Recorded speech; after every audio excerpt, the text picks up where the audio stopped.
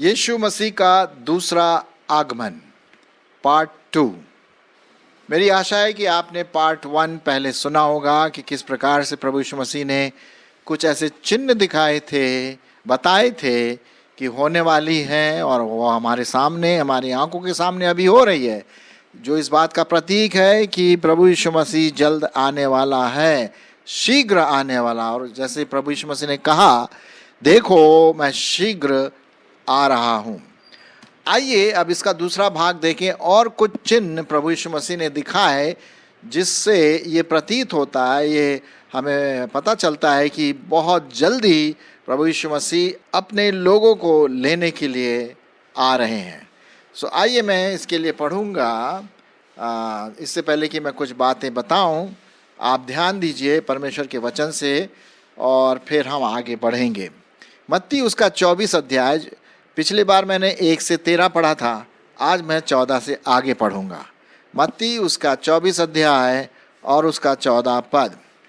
और राज्य का यह सुसमाचार सारे जगत में प्रचार किया जाएगा कि सब जातियों पर गवाही हो, तब अंत आ जाएगा।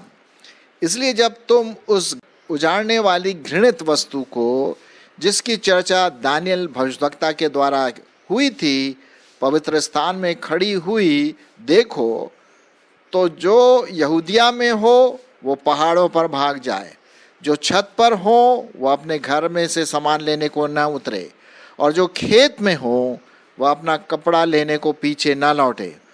उन दिनों में जो गर्भवती और दूध पिलाती होंगी उनके लिए हाय हाय। और प्रार्थना करो कि तुम्हें जाड़े में या सब्त के दिन भागना ना पड़े, क्योंकि उस समय ऐसा भारी क्लेश होगा जैसा जगत के आरंभ से न अब तक हुआ और न कभी होगा। और यदि वे दिन घटाए न जाते तो कोई प्राणी न बचता, परंतु चुने हुओं के कारण वे दिन घटाए जाएंगे। उस समय यदि कोई तुमसे कहे कि देखो मसीह यहाँ पर है या वहाँ है, तो विश्वास न करना, क्योंकि झूठे मसीह और झूठे भविष्यद्वक्ता उठ खड़े होंगे और बड़े चिन्ह और अद्भुत काम दिखाएंगे कि यदि हो सके तो चुने हुओं को भी बहका दें। देखो मैंने पहले से तुमसे ये बातें कह दिया है, इसलिए यदि तुम उससे कहो देखो वो जंगल में है, तो बाहर न निकलना, देखो वो कोठरियों में है, तो विश्वास न करना। क्योंकि जैसे बिजली पूरब से निकलकर पश्चिम तक चमकती है, वैसा ही मनुष्य के पुत्र का भी आना होगा। जहाँ लाश हो वहीं गिद्ध इकट्ठे होते हैं। उन दिनों के क्लेश के बाद, तुरंत बाद, सूर्य अंधियारा हो जाएगा और चांद का प्रकाश जाता रहेगा, और तारे आकाश से गिर पड़ेंगे और आकाश की शक्तियाँ हिलाई जाएंगी। तब मनुष्य के पुत्र का चिन्ह आकाश में दिखाई देगा, और तब पृथ्वी के सब कुलों के लोग छाती पीटेंगे और मनुष्य के पुत्र को बड़ी सामर्थ और ऐश्वर्य के साथ आकाश के बादलों पर आते देखेंगे।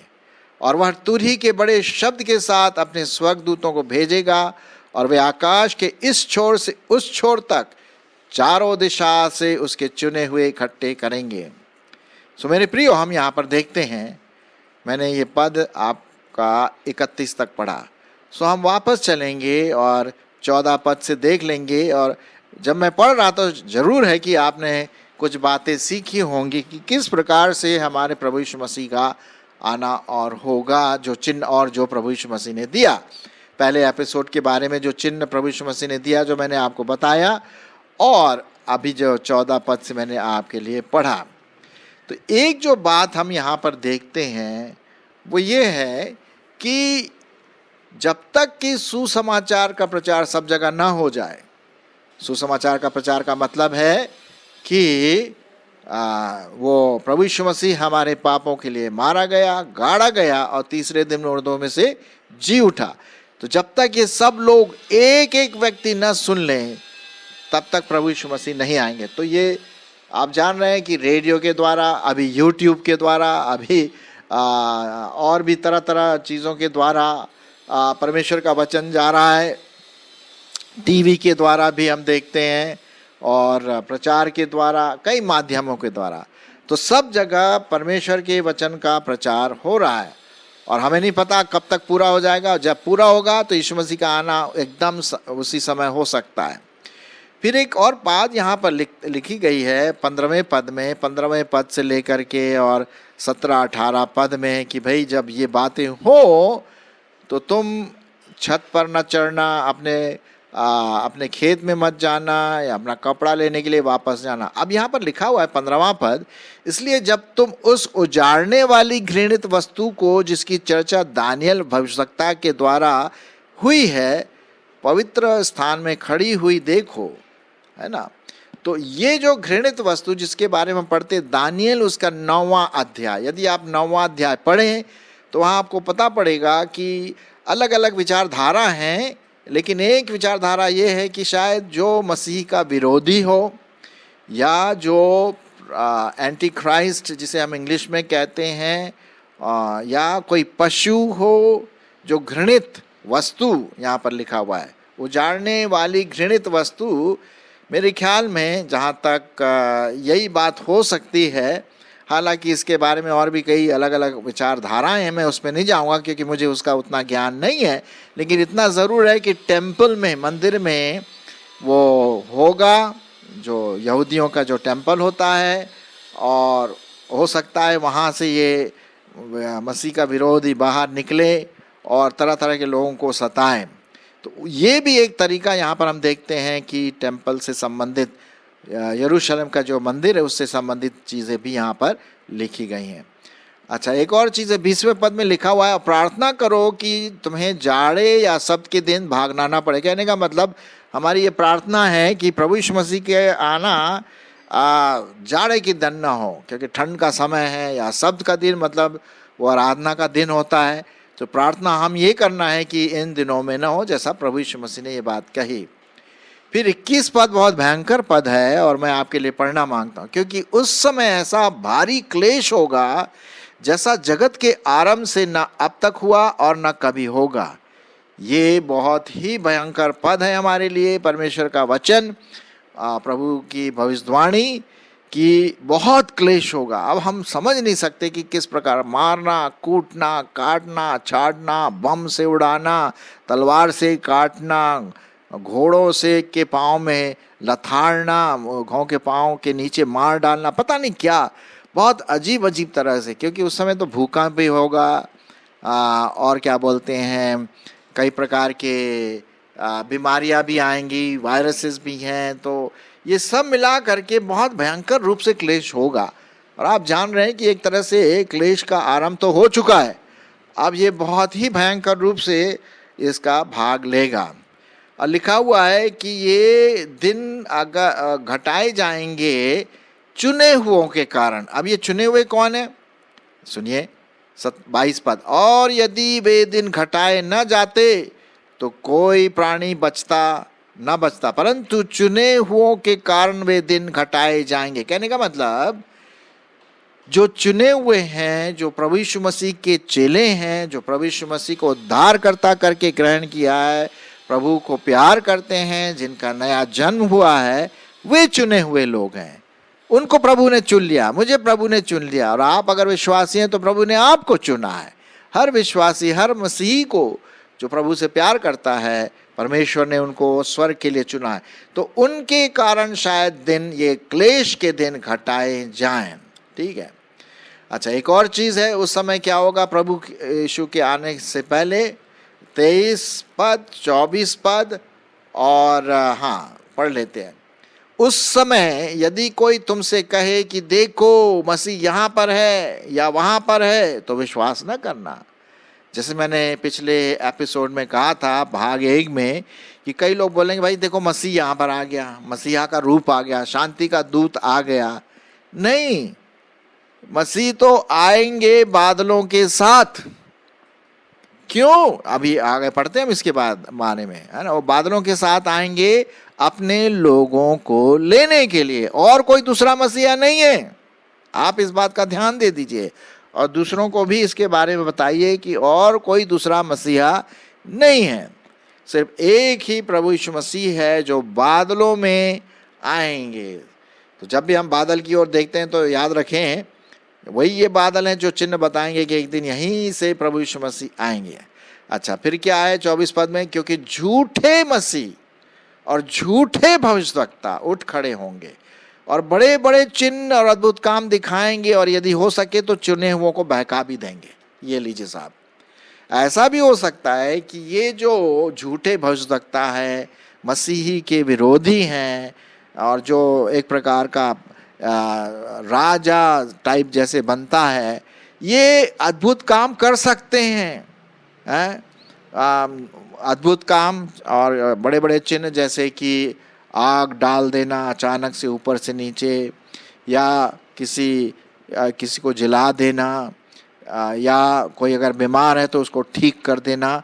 आजकल अन्य जातियों में भी आपने देखा होगा कि कई बीमारियां ठीक होती हैं इविल स्पिरिट के द्वारा, बुरी आत्मा के द्वारा, शैतान की शक्ति के द्वारा, ताकि लोग शैतान के पीछे भागें। जी हाँ, और हमें से कई लोग ऐसे हैं जो विश्वासी जो बोलते हैं कि भैया हमारा प्रार्थना तो प्रभु सुनता नहीं है, हम जो झाड़ू फूंक करने वाले, भूतों को भगाने वाले, उनके पास जाएंगे और वो हमारी बीमारी को भगाएंगे, हमारे इस प्रॉब्लम को सॉल्व करेंगे। नहीं नहीं नहीं नहीं, ये मेरे प्रियो आप होशियार रहिए, ये आने वाले हैं, झूठे मसीह हैं, झूठे भविष्यवक्ता हैं, ये खड़े होंगे, बड़े चिन्ह दिखाएंगे, अद्भुत काम करेंगे, ताकि जो विश्वासी हैं उनके मन को भटका दें। जी हाँ, तो इस बात का आप ध्यान रखिए। और इसीलिए प्रभु यीशु मसीह क्या कहते हैं, भाई देखो मैंने तुमसे ये बातें सब कुछ पहले से कह दी हैं। 25वें पद में क्या लिखा है, मत्ती उसका 24 अध्याय और 25 पद में क्या लिखा है, देखो मैंने पहले से ही तुमको ये सब बातें क्या कर दिया है, बता दिया है खुले रूप से, ताकि तुम होशियार रहो, सावधान रहो कि किसी और चीज़ों में धोखे में आप ना आओ। अच्छा, थोड़ा और आगे देख लेते हैं, और फिर लिखा हुआ है कि 26 पद, इसलिए यदि वो तुमसे कहे देखो वो जंगल में है, बाहर मत निकलना, देखो वो कोठरियों में, विश्वास नहीं करना। क्योंकि प्रभु यीशु मसीह कैसे आएंगे, कोठरियों में नहीं आएंगे चुपचाप से, जंगल में नहीं आएंगे, या इधर उधर से नहीं आएंगे। कैसे आएंगे, जैसे एकदम से आपने बिजली तो कड़कते हुए देखी होगी बरसात के दिन में, है कि नहीं, और कैसे कड़कती, बाप रे बाप, बहुत जबरदस्त, एक छोर से दूसरे छोर तक ऐसा चमकता है कि कभी कभी पूरा रात के अंधेरे में पूरा रोशनी चमक जाती, रोशनी दिखाई देती है। और अगर वो बिजली किसी घर में गिर गई या पेड़ में गिर गई तो जल जाता है, आदमी मर गए कई लोग, इतनी भयंकर होती है बिजली। तो हम देखते हैं 27वें पद में प्रभु यीशु मसीह वैसे आएंगे एकदम से जैसे कि बिजली चमकती है। मैं आपके लिए पढ़ूंगा 27 पद, क्योंकि जैसे बिजली पूरब से निकलकर पश्चिम तक चमकती जाती है, वैसे ही मनुष्य का पुत्र भी आना होगा, प्रभु यीशु मसीह का आना होगा। जी हाँ, ऐसा लिखा हुआ है। हाँ, और लिखा हुआ है कि उन दिनों के क्लेश के बाद तुरंत अंधियारा, सूरज क्या है, अंधियारा हो जाएगा और चांद का प्रकाश भी जाता रहेगा। आप जानते हैं अगर सूरज नहीं है तो चांद में तो प्रकाश आएगा नहीं, क्योंकि चांद में प्रकाश कहाँ से आता है, सूरज से आता है। तो सूरज जब अंधियारा हो जाएगा तो चांद भी अंधियारा हो जाएगा, है कि नहीं। और तारे आकाश से गिर पड़ेंगे और आकाश की शक्तियां हिलाई जाएंगी। कहने का मतलब बहुत भयंकर रूप से होगा भाई।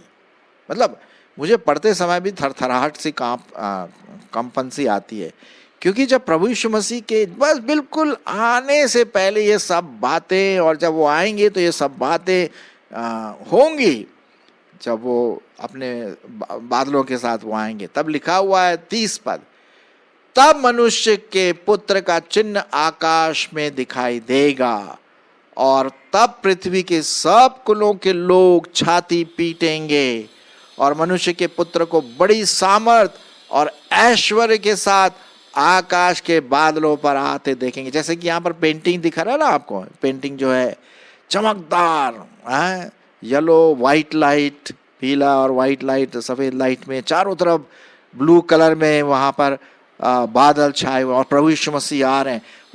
हम कल्पना भी नहीं कर सकते, हम इसके बारे में कल्पना भी नहीं कर सकते। बड़े ऐश्वर्य के साथ आकाश के बादलों पर प्रभु यीशु मसीह आएंगे और वह तुरही के बड़े शब्द के साथ अपने स्वर्गदूतों को भेजेगा और वे आकाश के इस छोर से उस छोर तक चारों दिशा से उसके चुने हुओं को क्या करेंगे? इकट्ठा करेंगे। आमीन। कितना बढ़िया लिखा हुआ है।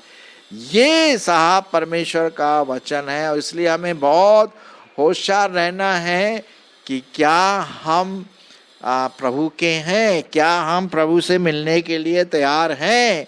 जैसा कि ये प्रश्न पूछ रहा है यहाँ पर, यदि आप इस स्लाइड को देखें, इस पिक्चर को देखें, क्या आप तैयार हैं? देखो मैं शीघ्र आने वाला हूँ।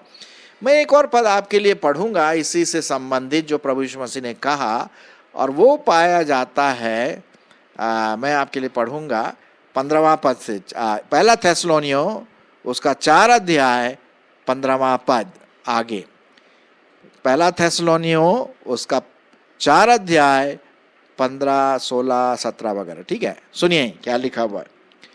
क्योंकि हम प्रभु के वचन के अनुसार तुमसे ये कहते हैं कि हम जो जीवित हैं और प्रभु के आने तक बचे रहेंगे तो सोए हुओं से कभी आगे ना बढ़ेंगे। क्योंकि प्रभु आप ही स्वर्ग से उतरेगा, उस समय ललकार और प्रधान दूत का शब्द सुनाई देगा और परमेश्वर की तुरही फूकी जाएगी और जो मसीह में मरे हैं वे पहले जी उठेंगे और तब हम जो जीवित और बचे रहेंगे उनके साथ बादलों पर उठा लिए जाएंगे कि हवा में प्रभु से मिलें और इस रीति से हम सदा प्रभु के साथ रहे। इसलिए इन बातों से एक दूसरे को क्या दिया करो?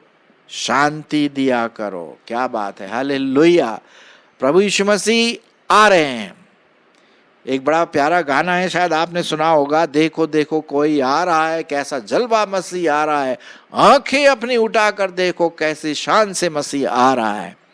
तो ये मेरे प्रियो प्रभु यीशु मसीह का दूसरा आगमन बड़े आवाज़ों के साथ, बिजली की तड़कना, जो चमकीली की जो आवाज़ है, गर्जन और तुरही की जो फूंक है, स्वर्गदूतों के ललकार के साथ वो बादलों में आएंगे। किस लिए आएंगे भाई? जो प्रभु के चुने हुए लोग हैं, जो प्रभु को प्यार करते हैं, जिनका नया जन्म हुआ है, जिनका उद्धार हुआ है, जिन्होंने प्रभु यीशु मसीह को ग्रहण किया है, उन लोगों के लिए तो भैया गुड न्यूज़ है। लेकिन जो प्रभु यीशु मसीह को नहीं ग्रहण किया, उसका तिरस्कार किया, उसके लिए तो बैड न्यूज़ है भैया। उनको तो स्वर्ग में नहीं ले जाएगा। मैं ये नहीं कह रहा हूँ अपनी तरफ से, ये परमेश्वर का वचन कहता है, इसलिए हमें तैयार रहना है। आप दूसरों को बताइए इसके बारे में, जी हाँ, कि वे भी तैयार रहें। सो मेरे प्रियो, आइए हम उस प्रभु यीशु मसीह का इंतज़ार करें। वो आने वाला है और अपने लोगों को लेने आने वाला है। क्या हम तैयार हैं? न सिर्फ प्रभु यीशु मसीह को ग्रहण किया, लेकिन क्या हम अपने आप को आत्मिक रूप से साफ करते रहते हैं, आत्मिक रूप से सजाते हैं? क्या हम परिपक्व होते जा रहे हैं? देखिए, जब किसी की शादी होती है तो दुल्हन क्या करती है? अरे आप जानते होंगे, दुल्हन अपने आप को खूब सजाती है।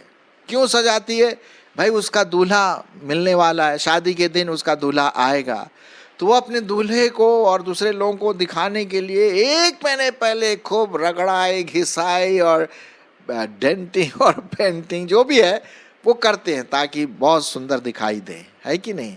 और शादी के दिन वो बेस्ट दिखाई देते हैं और तब उसका दूल्हा जो है उसे देखता है और प्रसन्न होता। आत्मिक रीति से हमारा दूल्हा कौन है? हमारा दूल्हा प्रभु यीशु मसीह है और हम उसकी दुल्हन है। हम जो प्रभु यीशु मसीह की कलीसिया है, प्रभु यीशु मसीह के लहू से हम जो खरीदे गए हैं, प्रभु यीशु मसीह को उद्धारकर्ता ग्रहण किया, हम जो उसकी बेटे और बेटियां हैं, हम उसकी दुल्हन है। कलीसिया उसकी दुल्हन है, चर्च उसकी दुल्हन है। तो हमें भी साज सज्जा के साथ अपने आप को तैयार करना है आत्मिक रीति से, ताकि जब वो आए तो हमें पवित्रता में देखे, शुद्धता में देखे, परिपक्वता में देखे, इस प्रकार से जब हम मिलेंगे उनसे, कितनी खुशी की बात होगी, और हमेशा हमेशा हम प्रभु के साथ होंगे। सो मेरे प्रिय भाई बहनों और सब लोगों, देखो प्रभु यीशु मसीह शीघ्र आ रहा है और हम तैयार रहें, और दूसरों को भी, जो नॉन क्रिश्चियन है, जो अन्य जाति के लोग हैं, जो प्रभु को नहीं जानते, उनको भी इस शुभ संदेश के बारे में दूसरों को बताएं। आमीन।